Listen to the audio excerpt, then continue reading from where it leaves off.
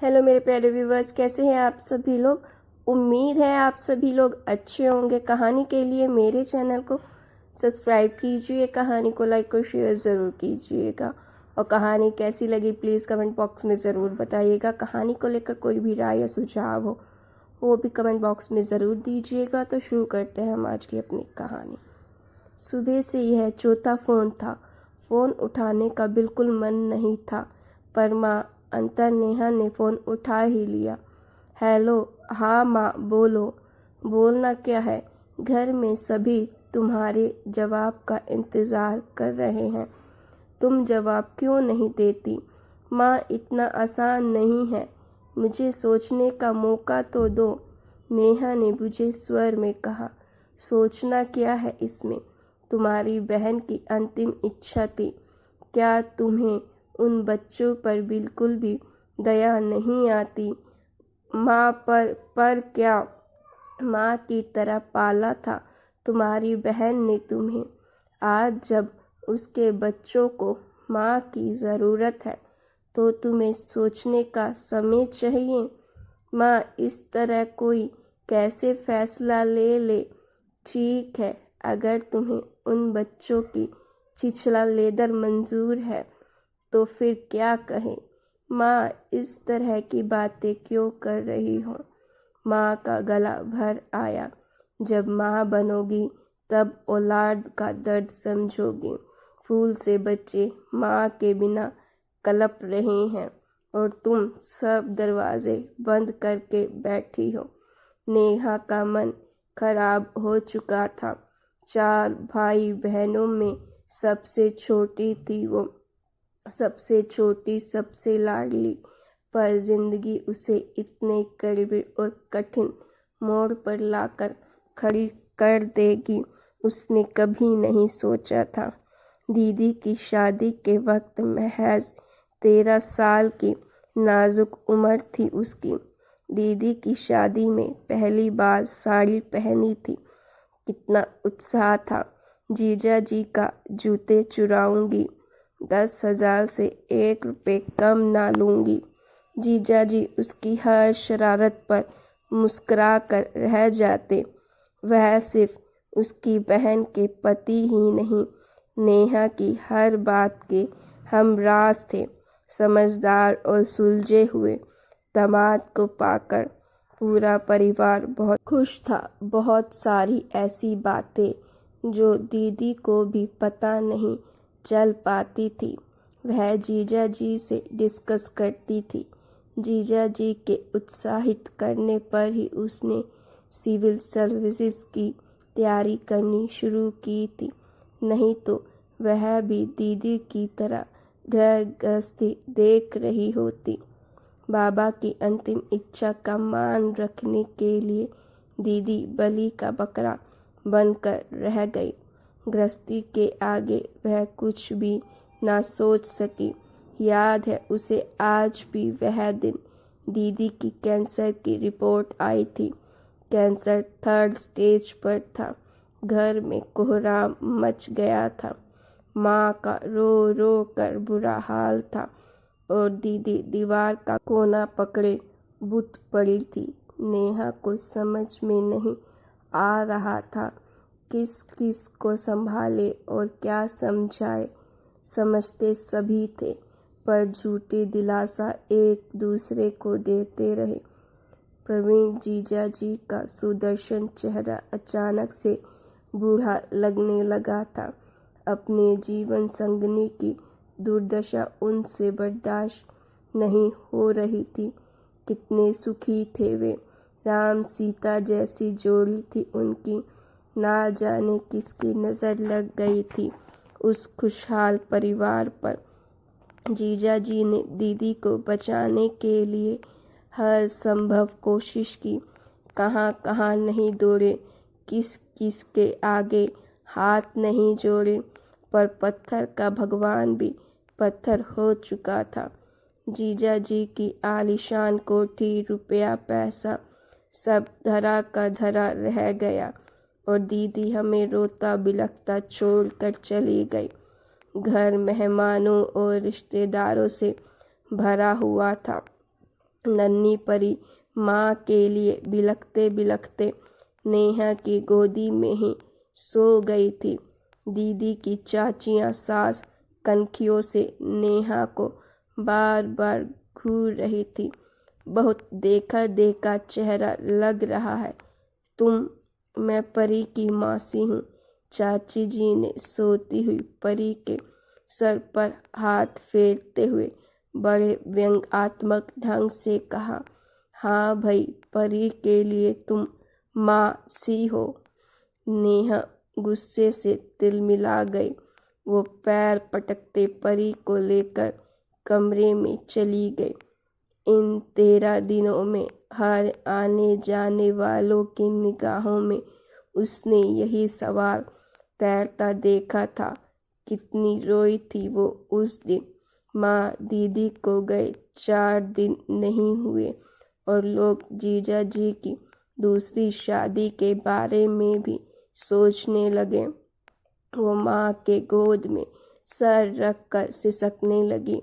ये दुनिया ऐसी ही है। जानती हो, आज एक महिला आई थी मुझसे ही तुम्हारे जीजा जी के लिए अपनी तलाकशुदा बेटी के रिश्ते की बात कर रही थी। नेहा आश्चर्य से देखती रह गई। नेहा, दुनिया ऐसी ही है। एक अच्छा जीवन जीने के लिए आलीशान मकान, नौकर चाकर और रुपए पैसे किसको नहीं चाहिए। नेहा का मन खिन्न हो गया। दीदी के सपनों का महल यूं आहिस्ता आहिस्ता ढह रहा था। धीरे धीरे सारे मेहमान चले गए। नेहा भी सामान पैक कर रही थी। तभी, मासी आप जा रही हो? हाँ बेटा, ऑफिस भी तो जाना है ना। तुम उदास क्यों हो? हम रोज़ वीडियो कॉल से बात करेंगे। अपना होमवर्क रोज़ करना। बच्चे चुपचाप सुनते रहे। दीदी के बच्चे बहुत समझदार थे, पर फिर भी बच्चे ही थे। तभी माँ कमरे में आ गई। नेहा, सामान पैक हो गया? हाँ माँ। आप लोग कब निकल रहे हैं? मैं अभी कुछ दिन यहीं रहूँगी। बच्चे एकदम अकेले पड़ गए हैं। नेहा सर झुकाए माँ की बातें सुनती रही। तुझसे एक बात कहनी थी। मैं सुन रही हूँ, यहाँ मेरे पास बैठो। माँ, ऐसी भी क्या बात है? नेहा, इस घर के हालात तुम भली भांति समझती हो। तुम्हारी दीदी के जाने के बाद हमारी जिम्मेदारी और भी बढ़ गई है। तुम्हारी दीदी ने मरने से पहले मुझसे एक वादा लिया था। वो चाहती थी कि उसके मरने के बाद तुम उसके बच्चों की जिम्मेदारी संभालो। तुम प्रणव जी से शादी कर लो। माँ, तुम ऐसे सोच भी कैसे सकती हो? गुस्सा और वितृष्णा से नेहा का चेहरा लाल हो गया। देखा भाला परिवार है, बच्चों को माँ मिल जाएगी। वैसे भी एक लड़की को क्या चाहिए? आलीशान घर, नौकर चाकर, रुपए पैसा। तुम्हारे पापा की भी यही इच्छा है। नेहा आश्चर्य से माँ को देखती रह गई। तुमने जीजा जी से भी एक बार पूछा है? पूछना क्या है? उनके माता पिता तो है नहीं। चाचा चाची से बात हो गई है। उन्हें भी ये रिश्ता मंजूर है। रिश्ता? माँ, दीदी की चिता की आग अभी ठंडी भी नहीं हुई और तुम? माँ का चेहरा गंभीर हो गया। हो सकता है आज तुम्हें मेरी बातें अच्छी ना लगे, पर तुम्हारी दीदी के जाने के बाद प्रवीण जी और उनके बच्चों की जिम्मेदारी भी मुझ पर है। तुम सोच विचार कर जल्द मुझे जवाब दे दो।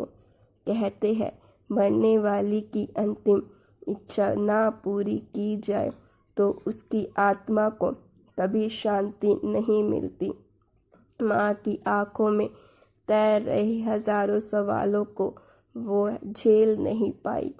एक हफ्ते में माँ ने 50 बार फोन कर दिया था, नेहा एक ही जवाब देती, माँ मुझे सोचने का वक्त दो। सबको मरी हुई दीदी की अंतिम इच्छा की चिंता थी, पर किसी ने एक बार भी उससे नहीं पूछा कि उसकी इच्छा क्या है। मरने वाला तो मर कर चला गया, पर लोग उसे जिंदा लाश बनाने पर क्यों तुले हैं। शनिवार की रात थी।